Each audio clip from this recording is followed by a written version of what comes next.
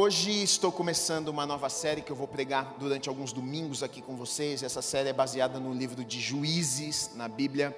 E o título que eu dei para essa série é Coração de Ferro. E ao longo das semanas vocês vão conseguir entender e compreender um pouquinho porque o título é este, dessa série. Eu quero ler com vocês, lá em Juízes no capítulo 1, dos versículos 1 até o 7. Depois eu vou ler alguns outros versículos para que a gente consiga compreender um pouquinho do que a gente vai falar hoje aqui. Hoje, na verdade, é mais uma introdução ao livro, né? Na verdade, os primeiros 3 capítulos do livro dos Juízes é dividido no meio ali, são na verdade 2 partes, é uma introdução. Então vai falar um pouquinho do livro anterior, vai falar um pouquinho da morte de Josué. E aí começa a falar um pouquinho do que vai acontecer na verdade dali para frente. Então é uma introdução, né? Na sua Bíblia, se você olhar, está escrito lá prólogo, que é como se fosse uma introdução. Vai nos apresentar o assunto, do que se trata. Só depois do capítulo 3, versículo 7 para frente, vai começar a falar a história realmente dos juízes, né? Que Deus estabeleceu na nação de Israel para que julgassem, para liderar o povo. Então, Juízes 1, de 1 a 7 diz assim: depois da morte de Josué, os filhos de Israel consultaram o Senhor, dizendo: quem dentre nós primeiro subirá aos cananeus para pelejar contra eles? Respondeu o Senhor: Judá subirá. Eis que nas suas mãos entreguei a terra. Disse, pois, Judá a Simeão, seu irmão: sobe comigo a herança que me caiu por sorte, e pelejemos contra os cananeus, e também eu subirei contigo a tua, que te caiu por sorte. E Simeão partiu com ele. Subiu Judá, e o Senhor lhe entregou nas mãos os cananeus e os ferezeus, e feriram eles. Em Bezeque 10.000 homens. Em Bezeque encontraram Adoni-Bezeque, e pelejaram contra ele, e feriram aos cananeus e aos ferezeus. Adoni-Bezeque, porém, fugiu, mas o perseguiram, e prendendo-o, lhe cortaram os polegares das mãos e dos pés. Então disse Adoni-Bezeque: 70 reis, a quem haviam sido cortados os polegares das mãos e dos pés, apanhavam migalhas debaixo da minha mesa. Assim como eu fiz, assim Deus me pagou. E o levaram a Jerusalém, e morreu ali. Amém. Vamos orar. Deus, eu te agradeço pela tua palavra, Pai. Nós te agradecemos pela oportunidade que o Senhor nos dá nesta manhã de estarmos reunidos neste lugar. O desejo dos nossos corações é ouvirmos a Tua voz, é aprendermos mais de Ti, Pai. Que não seja apenas um tempo onde a gente tem apenas um conhecimento intelectual, onde a gente saia sabendo um pouco mais da Escritura, da Bíblia em si, mas que a gente possa receber um pouco mais da vida do Senhor nas nossas vidas, que a gente possa ser ensinado, Pai, que o Senhor possa moldar o nosso caráter, os nossos corações. Nós sabemos que precisamos crescer em tantas áreas das nossas vidas, precisamos mudar em tantas áreas das nossas vidas, e o nosso pedido, a nossa oração nesta manhã é essa: nós abrimos os nossos corações, abrimos os nossos ouvidos para te ouvirmos nesta manhã. Venha e faça a tua vontade em nosso meio, em nome do Senhor Jesus Cristo, amém e amém. Você pode aplaudir o Senhor Jesus mais uma vez? Glória a Deus, glória a Deus, amém, amém. Só para gente recapitular um pouco, para que você consiga entender um pouquinho do que está acontecendo. Talvez você conheça muito bem a história, talvez você está por dentro do assunto, talvez você já leu Juízes, Josué, o Pentateuco, os 5 primeiros livros da Bíblia. Você sabe muito bem o que está acontecendo aqui, ou talvez não. Então eu vou falar um pouquinho para você, só para que você não fique perdido, tá? O período dos Juízes foi um período mais ou menos de 300 a 350 anos, que a nação de Israel, na verdade, eles estavam ali na terra prometida, em Canaã, uma terra que Deus havia prometido desde Abraão, dizendo: olha, vocês vão possuir uma terra, eu vou dar para vocês por herança um lugar maravilhoso, terra que mana leite e mel. Então Então, de geração em geração, o povo de Deus vem acreditando naquela promessa, esperando que um dia eles vão pisar lá na terra prometida, vão experimentar aquilo que Deus tinha prometido para eles. E chega nesse tempo aqui onde os juízes, eles estão justamente lá, em Canaã, no lugar da promessa que Deus tinha para eles. Esse período dos juízes dura por volta de 300 a 350 anos. Foram vários juízes, e esse período ele está entre o período de Josué, ele é depois do livro de Josué, e ele é antes do período dos reis de Israel. Então, tanto que o que nós lemos aqui vai dizer o seguinte: depois da morte de Josué, então Josué foi aquele que, voltando um pouco na história, não sei se você se lembra, quem foi Moisés? Moisés foi aquele que Deus levantou, mandou lá no Egito, porque o povo estava lá no Egito sendo oprimido, escravizado, ficaram lá por 400 anos, aí Deus levantou Moisés, mandou lá no Egito, mandou as pragas lá no Egito, e o povo saiu lá do Egito, ficou no deserto 40 anos, perambulando lá, e Deus cuidando do povo, e aí o povo entra na terra prometida. Moisés não entra, Moisés morre no deserto, e quem foi o responsável por conduzir o povo até a terra prometida foi Josué. Então Josué entra com o povo na terra prometida, Canaã. Moisés morre lá no deserto, e aí agora eles estão ali na terra prometida, e o livro de Juízes vai contar o seguinte: então morre Josué. Então agora aquele grande líder que havia conduzido o povo de Deus até a terra prometida morre, e eles vão viver agora um novo tempo sem Josué, sem o líder que havia conduzido aquele povo. Esse período também antecede o período dos reis de Israel. O primeiro rei de Israel foi Saul. Depois de 300 e tantos anos que tiveram alguns juízes na nação de Israel, o povo está querendo um rei, o povo quer um rei, o povo está pedindo um rei. Então Deus permite que a nação, que o povo tivesse um rei. Na verdade, Deus não queria dar um rei para aquelas pessoas, porque Deus era o rei daquela nação, Deus era o rei daquele povo, e o povo não entendia isso. O povo queria um rei palpável, o povo queria um rei igual as outras nações vizinhas tinham. Eles queriam alguém que eles pudessem consultar, que eles pudessem ver com seus próprios olhos. Não queriam andar nesse negócio de fé, não, o meu rei é Deus, mesmo que eu não veja, eu acredito nele. O povo não queria saber disso, e Deus sabia que não precisava estabelecer um rei para cuidar do seu povo, porque ele era o rei daquele povo. Mas o povo não quis, então Deus permite, e o primeiro rei que foi estabelecido na nação de Israel foi Saul. Então o período dos juízes foi esse período entre Josué e o primeiro rei de Israel, que foi Saul, e durou por volta de 300 e 350 anos mais ou menos. Juízes, na verdade, a gente pode até a princípio olhar e ter interpretação errada, porque quando a gente fala de juiz, a gente pensa em julgamento, né?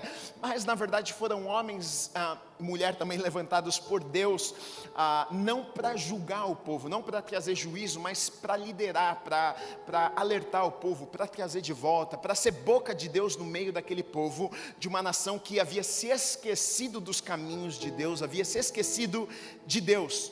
Então a gente vai ver um período extremamente difícil, 300 e poucos anos, o povo da promessa, o povo que Deus tinha coisas maravilhosas, o povo que antes estava no cativeiro por 400 anos, viveu no deserto por 40 anos, agora que estava na hora boa, agora que estava na promessa, na terra prometida, agora que estava em Canaã, agora que tinha tudo para avançar, para conquistar as terras vizinhas, para estabelecer, para viver tudo aquilo que Deus tinha preparado para a vida deles. A gente começa a ver que não foi isso que o livro de Juízes vai nos contar. A gente vê uma nação sofrendo, a gente vê um povo sofrendo, a gente vê Deus tendo que levantar juízes, homens, para trazer o povo de volta, para alertar o povo, para tentar de alguma forma trazer um refrigério no meio da confusão, porque o povo estava desobedecendo a Deus e o sofrimento estava batendo na porta deles. Se tem um versículo que traduz muito bem o livro de Juízes, é o último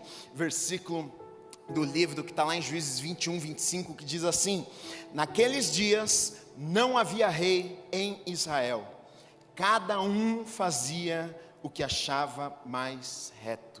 E aqui é o grande problema, foi o grande problema naquela nação, no meio daquele povo, e nas nossas vidas muitas vezes é o grande problema também, porque aquelas pessoas, eles faziam o que era certo aos olhos deles, eles faziam aquilo que eles achavam que era certo, e aqui é o começo de muitos problemas nas nossas vidas, quando nós fazemos aquilo que a gente acha, a nossa vontade, aquilo que a gente pensa, aquilo, não, eu penso que isso aqui não é o que eu penso, queridos, o que é que a palavra de Deus me diz, o que é que a palavra me ensina, quais são os princípios, qual é o direcionamento de Deus para a minha vida. Quando eu começo a querer fazer muito a minha vontade, a seguir muito o meu coração, como o mundo aí diz, né, olha, não, siga o teu coração, faça o que o teu coração mandar, enquanto a palavra de Deus vai dizer que não, a palavra de Deus vai nos dizer que não, o coração do homem é enganoso, o coração do homem, olha, eu não devo seguir o meu coração, eu não devo seguir as minhas ideias, pelo contrário,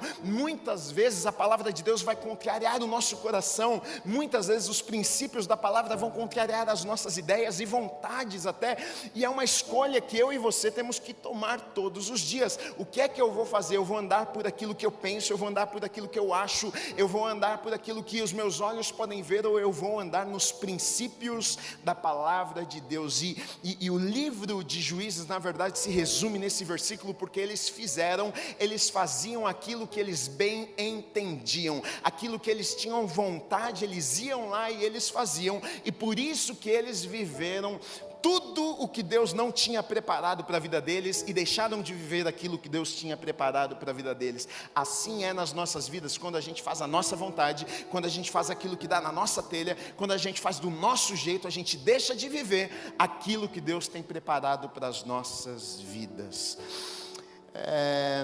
O autor do livro nós não sabemos, a Bíblia não diz, teólogos estudiosos acreditam que tenha sido Samuel, o profeta Samuel, porém nós não podemos dizer isso com certeza, né? Esse livro, por mais que tenha sido um livro escrito há muitos e muitos e muitos anos atrás, 1000 anos antes de Cristo, extremamente atual para nós. É um livro que parece que, se você ler, você vai ver que parece que estamos vivendo nos dias de Juízes, porque a gente vai ver um povo sofrendo, a gente vai ver corrupção, a gente vai ver as pessoas se desviando dos caminhos de Deus, a gente vai ver Deus alertando, a gente vai ver Deus levantando pessoas como profeta, como boca, dizendo, olha, corrige, faz certo e aquilo, e muitas vezes é o que nós vivemos nos dias de hoje, exatamente o que vemos, as pessoas não querendo servir a Deus, as pessoas querendo fazer a sua própria vontade, cada um querendo viver do seu jeito, e aí sofrendo por conta disso, e uma confusão no mundo por conta disso, por causa da desobediência, porque a Bíblia é muito clara quando ela diz, olha, que o pecado, o salário do pecado é a morte, é o sofrimento, é o choro, então não tem como, né? Então o livro de Juízes retrata muito bem, é muito atual para os dias de hoje, né? O livro começa dizendo o seguinte, na verdade começa contando, falando sobre a morte de Josué. Começa falando, olha, depois da morte de Josué, os filhos de Israel consultaram o Senhor, dizendo, quem dentre nós primeiro subirá aos cananeus para pelejar contra eles? Respondeu o Senhor, Judá subirá, e eis que as suas mãos entregarei à terra.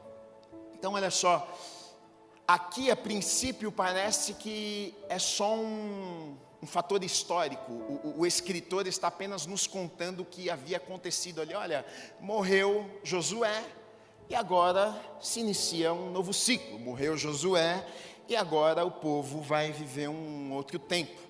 Mas se você olhar para a história, se você olhar para os livros, na verdade, se você olhar para o livro de Josué, se você ler o livro de Josué, você vai ver que é um livro que Josué foi um homem temente a Deus, você vai ver que é um livro que fala de conquistas, você vai ver que é um livro que fala de avanço, você vai ver que é um livro que fala de vitória, você vai ver que é um livro que fala de obediência, e aí logo depois vem Juízes, e aí logo conta que no começo ali morreu Josué, e aí a princípio parece que estão nos contando uma história, olha, acabou uma história aqui, começou outra, Porém, eu acredito que muito mais do que uma questão de histórica, alguém nos contando da história, eu acredito aqui foi um marco, ali começou na verdade um declínio espiritual na nação. Ali, quando eles perderam na verdade Josué, ali a coisa começou a desandar, porque quando a gente lê os primeiros versículos, a gente percebe o quê?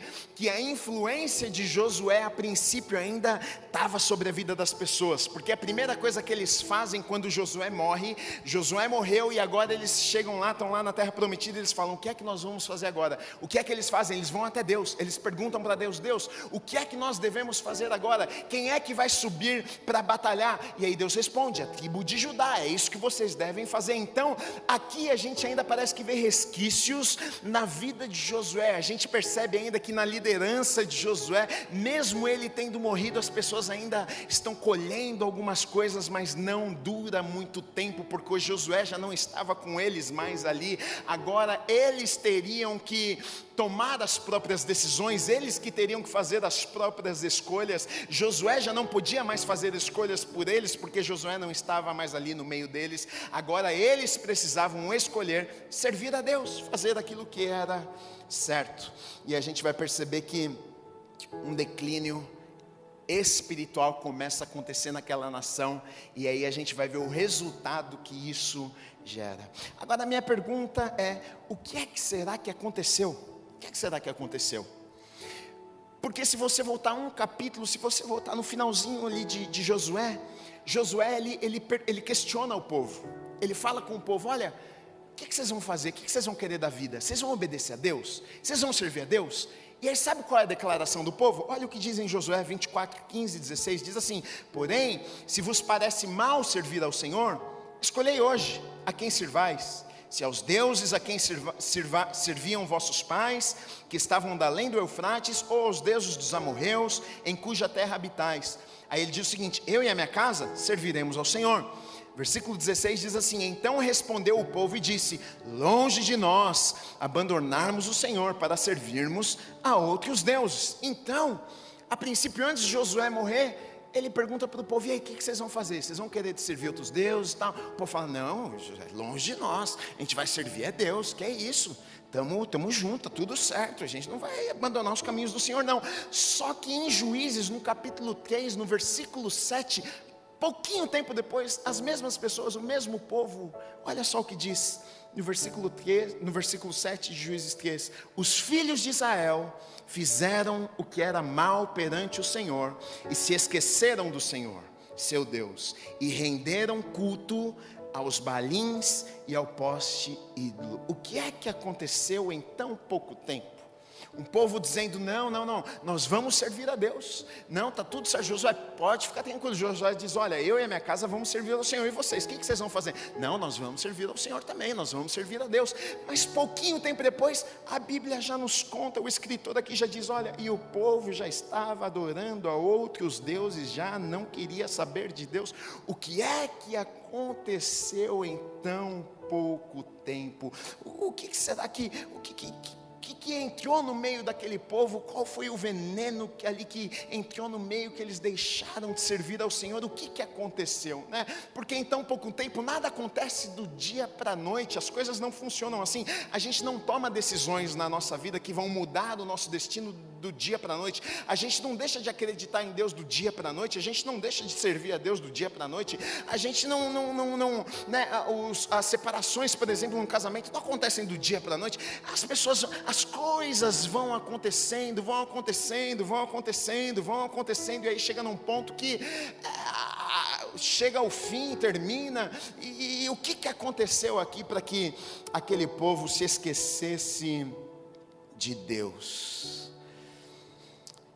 Começa dizendo: depois da morte de Josué, os filhos de Israel consultaram o Senhor,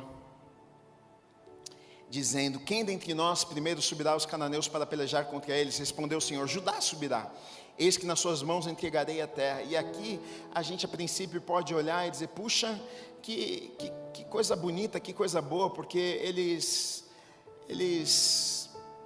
buscaram a Deus, eles queriam obedecer a Deus, eles queriam fazer o que é certo, eles estavam lá e eles questionaram Deus: Deus, o que é que a gente faz aqui? Josué já não está mais aqui para orientar a gente. Ele era o líder, tinha Moisés morreu, ficou Josué agora não está aqui, eles que direcionavam. A gente não quer errar, então Deus, o que é que a gente faz? Qual que é a tribo que vai? Judá, então Deus mandou Judá, então vamos fazer o que Deus está mandando. A princípio, quando a gente olha, a gente diz: pô, o povo está querendo acertar, o povo está querendo fazer o que é certo. Mas quando a gente vai olhar, a gente vai ler os versículos com calma, a gente começa a perceber algumas coisas que começaram a acontecer no meio do caminho. Olha o que vai dizer dos versículos 5 até o 7. Em Bezeque encontraram Adoni-Bezeque, quando eles foram lá guerrear, e pelejaram contra ele. Era um rei, e feriram os cananeus e os ferezeus. E Adoni-Bezeque, porém, fugiu, mas perseguiram e prendendo-lhe, cortaram os polegares das mãos e dos pés. Então disse Adoni-Bezeque: 70 reis a quem haviam sido cortados os polegares das mãos e dos pés apanhavam migalhas debaixo da minha mesa, assim como eu fiz, assim Deus me pagou. E o levaram a Jerusalém e morreu ali. Olha então o que acontece. Deus dá autorização, Deus diz: vai lá, pode guerrear, a tribo de Judá que vai. E eles vão. Chegam lá, começam a guerrear, conquistam, começam a matar as pessoas. E aí pegam lá Adoni-Bezeque, e aí o que eles fazem? Eles não fazem, na verdade, o que Deus manda, porque se você vai ver na história, Deus, o que Ele manda? Deus manda eliminar os inimigos, Deus manda matar os inimigos, para que o povo não se misturasse, para que o povo não fosse influenciado por outros povos. Mas eles decidem não fazer isso. Eles vão lá e eles pegam Adoni-Bezeque e eles falam: não, vamos fazer o seguinte, corta os polegares e corta os dedos do pé também dele.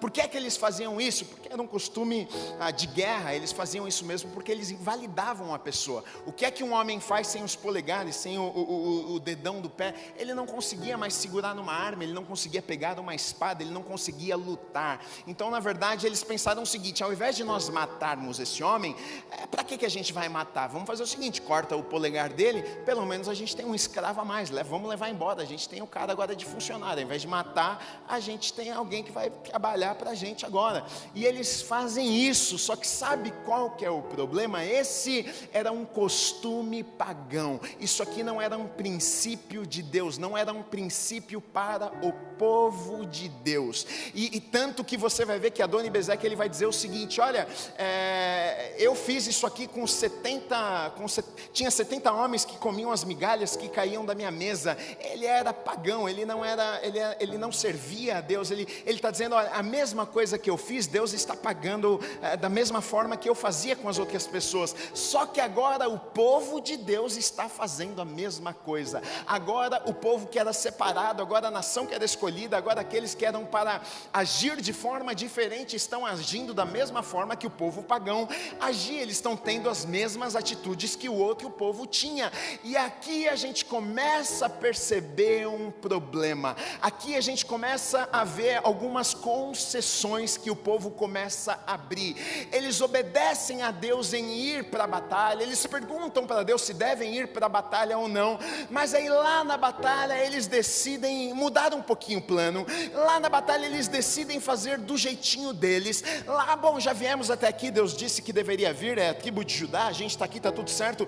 Não, Adoni-Bezeque não precisa matar, não corta só o dedo, leva embora, isso aqui não tem problema nenhum, isso aqui é o que todo mundo faz, isso aqui é normal no meio da guerra, Gui. Isso aqui é o que os militares faziam, isso aqui os exércitos é a coisa mais comum, eles não matam não, cortam os dedos e levam embora e coloca como escravo.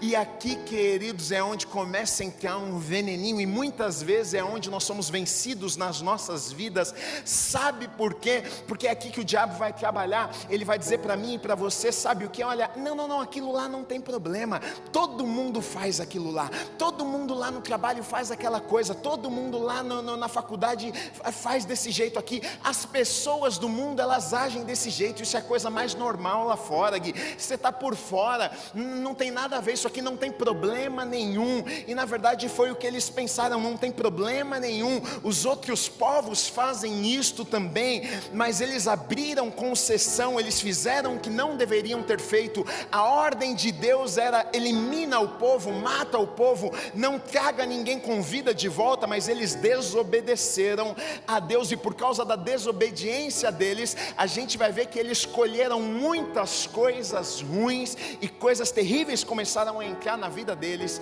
e muito sofrimento chegou por conta disso. E assim é nas nossas vidas também. Só que muitas vezes a gente pensa que não tem problema. Não tem problema, é só uma coisinha, todo mundo faz, é normal para as pessoas. Queridos, nós não vivemos por aquilo que é normal para as pessoas. Nosso padrão moral não é o mundo que dita. Nosso padrão moral é a Bíblia que estabelece. Padrão de conduta não é o mundo que estabelece para nós que servimos a Deus, é a Bíblia que estabelece. Como nós agimos não é o mundo que determina, é a palavra de Deus que determina nas nossas vidas. Mas lá no trabalho, Gui, todo mundo mente, mas eu não minto, porque eu faço parte de um outro reino. A Bíblia me fala que eu não devo mentir, então eu não minto. Mas é normal lá, tudo bem, é normal para eles, mas não para mim. Agora, queridos, esteja certo de quando você obedece a Deus, quando você obedece os princípios da palavra de Deus, a princípio pode até parecer que você vai se dar mal, mas você vai ter a bênção e o favor de Deus sobre a tua vida, e é tudo que você precisa. Porque homem pode virar as costas para você, o teu chefe pode virar as costas para você, mas se você tem o favor de Deus sobre a tua vida, Deus nunca vira as costas para mim e para você. Aí lá no versículo 19 a gente percebe uma outra coisa também. Olha o que diz: esteve o Senhor com Judá, e este despovoou as montanhas, porém não expulsou os moradores do vale, porquanto tinham carros de ferro. Então eles foram lá guerrear, chegaram lá, olharam para um dos inimigos, tomaram uma parte da terra, mas olharam para outra parte, tem carros de ferro, aquela parte ali o povo está meio poderoso, deixa eles ali. Vamos fazer o seguinte: ao invés de nós guerrearmos contra aquela parte ali, não vamos criar inimizade não, deixa eles morando aqui do nosso lado. A gente de repente até faz amizade com eles, não vamos criar caso, eles têm carros fortes, eles têm carruagens aí, não vai dar certo esse negócio, deixa eles lá. Só que não era a ordem de Deus para eles. Agora veja a diferença na atitude, por exemplo, de Josué, que acontece a mesma coisa. Lá em Josué 17, de 16 a 18, diz assim: então disseram os filhos de José: a região montanhosa não nos basta, e todos os cananeus que habitam na terra do vale têm carros de ferro. Mesma história. Tanto os que estão em Bet-Shean e as suas vilas, como os que estão no vale de Jezreel. Falou Josué à casa de José, a Efraim e a Manassés, dizendo: tu és povo numeroso e forte, não terás uma sorte apenas, porém a região montanhosa será tua, ainda que é bosque, cortá-lo-ás, e até as suas extremidades será todo teu, porque expulsará os cananeus, ainda que possuam carros de ferro e são fortes. Olha a diferença de comportamento, olha a diferença na atitude. Josué diz o seguinte: olha, meu amigo, não me interessa se tem carruagem, se tem o que for, o negócio é o seguinte, tem promessa, Deus falou um negócio com a gente, pode ter carruagem, pode ter espada, pode ter arma, vai avançar, vai conquistar e vai vencer. Agora o outro povo já olha lá, vê uma dificuldade e diz o seguinte: ixi, rapaz, tem carruagem, então faz o seguinte, ao invés de nós exterminarmos o povo, deixa eles morando ali à nossa volta, não tem problema, não vamos mexer com eles não. E na verdade aqui a gente é revelado o coração das pessoas, sabe por quê? O problema aqui é que os olhos deles estavam ali nos inimigos, os olhos deles foram tirados de Deus, eles não conseguiram acreditar que Deus podia dar a vitória para eles. Eles olharam para a dificuldade, eles olharam para a adversidade e pensaram: puxa, eles são maiores do que nós. Mas justamente esse povo, falando sobre isso, gente, o povo de Israel é o povo que, se tem um povo que viveu milagres, foi aquele povo. Tudo que aconteceu na vida deles foi milagre. Não foram eles que se livraram lá do cativeiro do Egito. Não foram eles que um dia foram lá falar com o faraó e disseram: olha, estamos cansados do Senhor, a gente vai embora. Não, Deus levantou Moisés, Deus mandou Moisés, Deus mandou praga. Foi Deus que fez, foi Deus que mandou, foi Deus que fez chover pedra, foi Deus que tacou fogo, foi Deus que matou o primogênito, foi Deus que fez. Eles tinham experiências com Deus, vendo Deus trabalhar diversas vezes, de que não dependia deles, mas dependia apenas da obediência deles, e que Deus fazia na vida deles. Então, o que é que acontece agora quando eles veem uma impossibilidade? Por que é que agora eles estão com medo? E aí eles olham lá e falam: ah, não, tudo bem, deixa aqui o inimigo. Só que sabe qual que é o problema? O problema é que, geralmente, a gente não deixa acontecer uma vez. Acontece uma, acontece duas, 3, 4, 5. E aí aquilo vira um hábito na vida das pessoas. Aquilo vira um costume. E se você olhar, olha só que coisa. O que era uma ordem de Deus para aquele povo, agora já vira uma desobediência, parece que descontrolada. Olha o que diz, por exemplo, no versículo 21. Porém os filhos de Benjamim não expulsaram os jebuseus. Versículo 27. Manassés não expulsou os habitantes de Bet-Shean. Versículo 28, quando porém Israel se tornou mais forte, sujeitou os cananeus a trabalhos forçados e não os expulsou de todo. Versículo 29, Efraim não expulsou os cananeus, habitantes de Gézer, antes continuaram com eles em Gézer.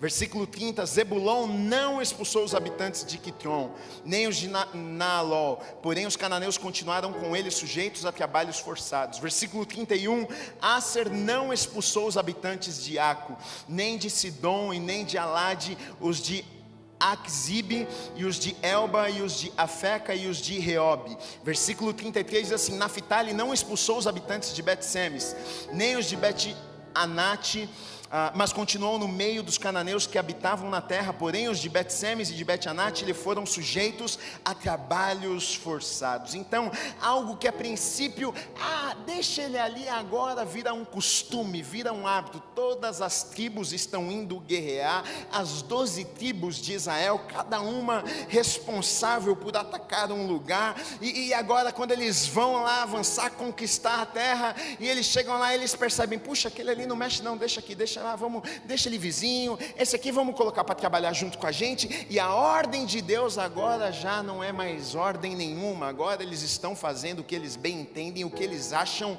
que é melhor para eles. Mas Deus havia sido muito claro desde a saída do povo, desde o êxodo, desde que o povo saiu do Egito. Olha a mensagem no Êxodo capítulo 23, dos versículos 31 a 33, olha o que diz: porém os teus limites desde o mar vermelho até o mar dos filisteus, e desde o deserto até o Eufrates, porque darei nas tuas mãos os moradores da terra, para que os lances de diante de ti. Não farás aliança nenhuma com eles, nem com seus deuses. Eles não habitarão na tua terra, para que não façam pecar contra mim. Se servires aos seus deuses, isso te será cilada.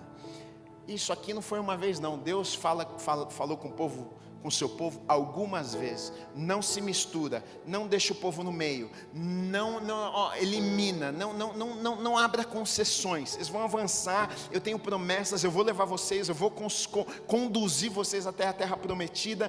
Mas olha, tomem cuidado, não se esqueçam dessa palavra que eu dei para vocês. Mas algo acontece que no meio do caminho, aos pouquinhos, as pessoas vão deixando. Aí o que acontece? Os vizinhos estão ali, os cananeus, os jebuseus estão ali à volta, e eles são até bacanas. O cananeu é bacana, puxa, tem umas cananitas lá, umas cananeias bonitas, rapaz. E aí, gostei daquela menina, pai, a menina, o pai dela é bonzinho, hein? O cara é gente boa. Filhão, então isso é bacana, mesmo que não é do nosso povo, mas não é bonita, o pai é legal, casa, né? Acho que não tem problema nenhum, é gente boa. E aí começou com essa história, eles começaram a se misturar, casar um com os outros, conviver junto. O povo agora já estava misturado, e Deus sabia desse perigo. Por isso muitas vezes ele havia alertado o povo e dito: olha, não permita, pequenas concessões vai trazer choro para vocês. E aí em Juízes, no capítulo 2, dos versículos 1 a 5, diz assim: subiu o anjo do Senhor de Gilgal a Boquim, que significa choro, e disse: do Egito vos fiz subir e vos trouxe a terra que sob juramento havia prometido a vossos pais. Eu disse: nunca invalidarei a minha aliança convosco. Vós, porém, não fareis aliança com os moradores desta terra. Antes derribareis os seus altares. Contudo, não obedecestes a minha voz. Que é isso que fizestes? Pelo que também eu disse: não os expulsarei de diante de vós. Antes vos serão por adversários, os seus deuses vos serão laços. Sucedeu que, falando o anjo do Senhor estas palavras a todos os filhos de Israel, levantou o povo sua voz e chorou. Daí chamarem a esse lugar Boquim e sacrificaram ali ao Senhor. Então olha só o que acontece. Um anjo do Senhor aparece, traz uma mensagem ao povo, e a primeira coisa que ele fala, ele vem na verdade lembrar as pessoas. Ele diz: olha, sob juramento que Deus havia prometido para o vosso pai, o pai de vocês. Deus tem uma aliança com a geração de vocês. Deus prometeu algo para vocês. Será que vocês se esqueceram? A primeira coisa, o anjo podia ter chego exortando, falando, dando bronca, mas a primeira coisa que o anjo do Senhor aparece para aquele povo, para lembrar as pessoas, e diz assim: olha, não se esqueçam de uma coisa. Vocês se esqueceram que Deus tem aliança com vocês, que Deus tem promessa para a vida de vocês. Queridos, a gente muitas vezes não faz ideia o que aliança significa na Bíblia. Quando a gente vai estudar sobre alianças bíblicas, a gente começa a compreender. Quando muitas vezes a gente fala só a palavra aliança, para nós significa como se fosse um contrato, algo que a gente pode quebrar, mas na Bíblia não funcionava assim. Uma aliança aos olhos de Deus é inquebrável. A aliança no Antigo Testamento, o sangue de animal era derramado, testemunhas precisavam estar ali. Para Deus uma aliança, ela é inquebrável. E o que o anjo está dizendo é o seguinte: olha, Deus firmou uma aliança com vocês, e essa aliança que Deus firmou com vocês é inquebrável. Aquilo que Deus falou com vocês, Ele não vai voltar atrás. Se Deus deu uma promessa a vocês podem descansar do coração de vocês, que aquilo que Ele falou, Ele vai cumprir. Por que é que vocês estão fazendo isso que vocês estão fazendo? Por que é que vocês estão tendo esse tipo de atitudes que vocês estão tendo? Por que é que vocês estão com medo dos adversários? Por que é que vocês estão tendo essas atitudes que vocês estão tendo? Vocês chegam lá e, ao invés de obedecer a palavra, obedecer o mandamento, dizendo: olha, vai lá e termina com os adversários, vocês chegam lá, vocês fazem amizade, vocês se casam, vocês estão adorando outros deuses. Por que é que vocês estão fazendo isso? Vocês se esqueceram que Deus tem uma aliança com vocês, e se Ele tem uma aliança com vocês, Ele é fiel e vai cumprir. O que é que está acontecendo? O povo deve ter ficado: ih, rapaz, e agora? Mas o propósito do anjo ter aparecido não foi só simplesmente ter lembrado as pessoas e vocês servem a um Deus de aliança. Foi também ter confrontado aquelas pessoas e dito: olha, não depende só de Deus, vocês foram infiéis e vocês estão quebrando a aliança que Deus fez com vocês. Porque Ele diz: olha, vós porém não fareis aliança com os moradores desta terra, antes derribareis seus altares, contudo não obedecestes a minha voz, que é isso que fizestes. O anjo está dizendo: olha, Deus fez uma aliança com vocês, mas vocês não estão aceitando isso, vocês estão quebrando essa aliança, vocês estão adorando outros deuses, vocês não estão vivendo aquilo que Deus tinha preparado para vocês.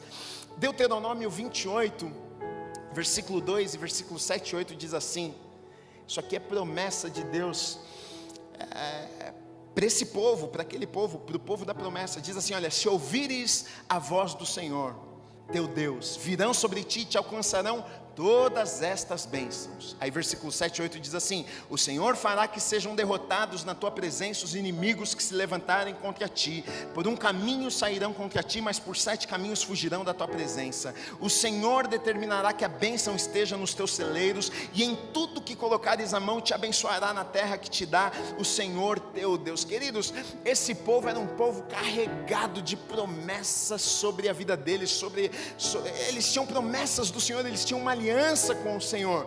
Só que o texto vai dizer o seguinte: se ouvires a voz do Senhor. Começa dizendo, olha, tem tudo isso aqui, mas se ouvires a voz do Senhor. E é exatamente o que o anjo estava dizendo para eles aqui, olha, vocês servem a um Deus de aliança, mas vocês estão quebrando aquilo que Deus tem com vocês. Deus quer fazer, mas vocês estão adorando outros deuses, vocês estão bagunçando tudo. A culpa não é de Deus, a culpa é de vocês. E muitas vezes a gente culpa Deus por coisas que na verdade a gente é culpado. E a gente fica bravo com Deus, dizendo, Deus, mas por que é que isso está acontecendo na minha vida? Eu acho que Deus ficou olhando e falou assim, rapaz, eu não tinha coragem de fazer isso com você. Eu acho que nem o diabo tinha coragem de fazer isso na sua vida não. Você está, suas escolhas estão ruins mesmo. Olha só, depois, o que diz no versículo 3, pelo que também eu disse, não os expulseis de diante de vós, antes vos serão por adversários, e os seus deuses vos serão laços. Olha só que coisa terrível. Sabe o que Deus está dizendo aqui? Você colhe o que você planta. Sabe o que Deus está dizendo aqui? Olha, não foram vocês que deixaram os inimigos de vocês ficarem do ladinho de vocês? Eu mandei vocês irem conquistar a terra e matar e tirar eles. Vocês não fizeram isso. O que vocês fizeram? Chegaram lá e falaram, não, deixa eles aqui perto da gente. Aí sabe o que Deus fala para eles aqui? Então faz o seguinte, agora vocês vão dormir com o inimigo de vocês. Eu não vou fazer nada. Agora vocês vão ter que conviver com os inimigos de vocês.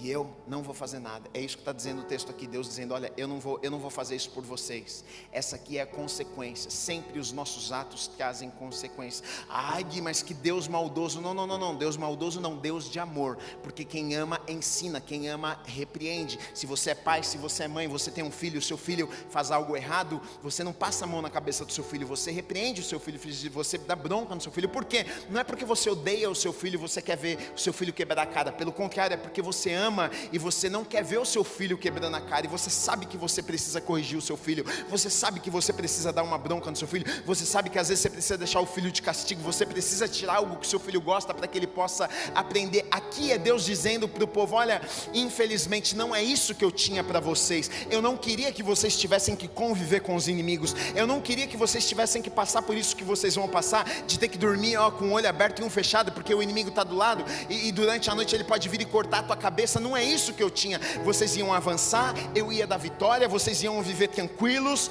Vocês estão no momento que era para ser o melhor momento da vida de vocês, a terra prometida, Canaã, a terra que mana leite e mel, mas por causa de algumas escolhas, agora vocês vão ter que viver mais de 300 anos, dormindo de olho aberto e olho fechado, porque os inimigos estão à volta de vocês. E não é culpa minha, é culpa das decisões que vocês tomaram, é culpa porque vocês não me obedeceram, é culpa de vocês porque vocês decidiram fazer aquilo que bem entendiam. E sempre nas nossas vidas o que nós precisamos saber é que as nossas escolhas, elas trazem consequência, e muitas vezes não tem nada a ver com Deus, simplesmente tem a ver com o fato de o que nós escolhemos. Nós estamos colhendo, nós estamos vivendo aquilo que nós escolhemos, e muitas vezes a gente diz, Deus, o que é que está acontecendo? E Deus diz, eu tentei avisar 1 milhão de vezes.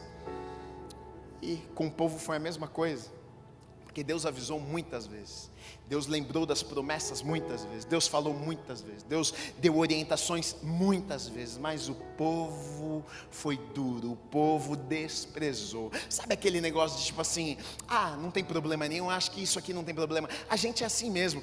Quem que já viveu isso? Você fez alguma coisa que sua mãe falou para você, por exemplo, quando você era mais novo, a mãe falava, não faz isso, você vai lá e faz, aí se dava mal. Caramba, minha mãe falou, meu.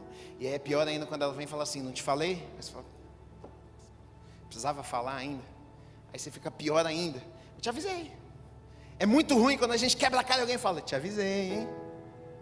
Cara, sabia, mas você não acreditou, você não deu importância, você achou que isso aqui não tem problema nenhum. E muitas vezes nós desprezamos as pequenas vozes, orientações que a Bíblia nos dá, que o Espírito nos dá, e aí a gente traz coisas ruins para as nossas vidas, a gente sofre, a gente deixa de viver muitas coisas que Deus tem preparado para as nossas vidas. Sabia que Deus tem coisas grandes para você? Sabia que Deus sonhou com você? Deus tem coisas maravilhosas, mas muitas vezes eu e você deixamos de viver, e a culpa não é de Deus, a culpa é nossa. E aquele povo estava vivendo isso. E aí no versículo 4 e 5 vai dizer assim: sucedeu que, falando o anjo do Senhor estas palavras a todos os filhos de Israel, levantou o povo a sua voz e chorou, porque agora o povo está pensando assim: puxa, agora a solução acabou. O povo talvez estava pensando assim: bom, agora nós estamos numa situação ruim, a gente é o povo da promessa, né? Vamos orar agora e Deus vai vir e Deus vai matar todos os nossos inimigos. E aí o anjo do Senhor vem e dá uma resposta e diz: bom, vocês escolheram, agora vocês vão ficar com a consequência, agora vão dormir com o inimigo, agora o inimigo vai ficar do lado de vocês, e vocês vão ver que na história dos juízes toda, eles tiveram que ficar ali enfrentando, é uma batalha, é uma guerra por escolha deles, e eles choraram. A palavra de Deus é muito clara para mim e para você, querido e querida. O pecado traz a morte, o erro traz a morte, o erro traz choro para as nossas vidas. Quando nós escolhemos as nossas escolhas, a nossa vontade, do nosso jeito, pode ficar certo, pode ter certeza que você vai em algum momento sofrer, pode ter certeza que a gente vai bater a cabeça, porque a gente não sabe de todas as coisas, a gente pensa que sabe, às vezes a gente acha que sabe mais do que Deus. Não, Deus, fica tranquilo que eu vou aqui fazer minhas escolhas. Mas olha, a palavra tem princípios, e quando nós obedecemos, a gente vive o melhor do Senhor nessa terra. Mas o povo chorou, o povo sofreu. E você sabe por que o povo chorou e o povo sofreu? O título dessa mensagem, sabe qual é? Obediência pela metade é desobediência, obediência parcial é desobediência. Muitas vezes a gente pensa que estamos obedecendo a Deus, a gente pensa que a gente está nos caminhos do Senhor, a gente pensa: não, Gui, tá tudo certo, ó, eu venho na igreja 2 vezes na semana, eu faço 3 orações por dia, eu estou orando até para comer, Gui, ó, obrigado, Senhor, pela comida, Deus abençoe em nome de Jesus, amém. Estou orando para comer, eu estou orando à noite antes de dormir, eu estou fazendo, e a gente pensa que é o suficiente, a gente faz algumas coisas e a gente pensa que está por completo na nossa vida, mas obediência parcial, obediência pela metade para Deus é desobediência. E foi exatamente isso que aquele povo fez. A princípio, Deus, quem é que vai guerrear? É a tribo de Judá? Então tá bom, vamos à tribo de Judá. Eles obedeceram em parte, eles obedeceram em alguns pontos, mas em outros pontos desobedeceram, fizeram aquilo que eles achavam que era melhor naquele momento, e por causa disso, a presença, o favor, a bênção de Deus fugiu da vida deles, e eles colheram sérias consequências. Metade da obediência, queridos, não é obediência. Não deixe que o diabo te engane. Muitas vezes o diabo até nem se incomoda de manter as pessoas dentro da igreja, sabia disso?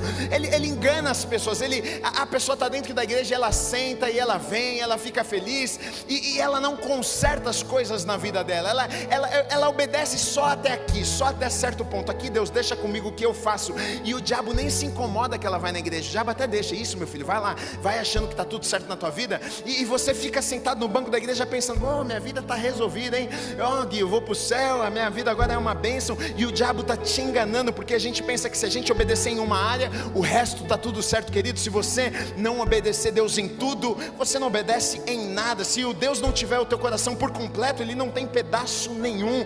Se você não entregar a tua vida por completo e dizer: Deus, olha, está aqui a minha vida. Não é que nós somos perfeitos, não é que a gente não erra, não é que a gente não falha, mas olha, minha vida está aqui, Deus, olha, faça com a minha vida aquilo que o Senhor quiser. Deus, eu quero melhorar todos os dias, sabe? Aquilo que precisa ser mudado na minha vida, muda. Aquilo que precisa ser moldado, molda. Me faça, Deus, um marido melhor, me faça um pai melhor, me faça um amigo melhor, me faça um pastor melhor. Pai, se existe algo na minha vida que precisa ser transformado, Deus, me mostre. Eu quero mudar, eu quero crescer. Eu não quero obedecer do Senhor só onde eu quero obedecer do Senhor em todas as áreas da minha vida.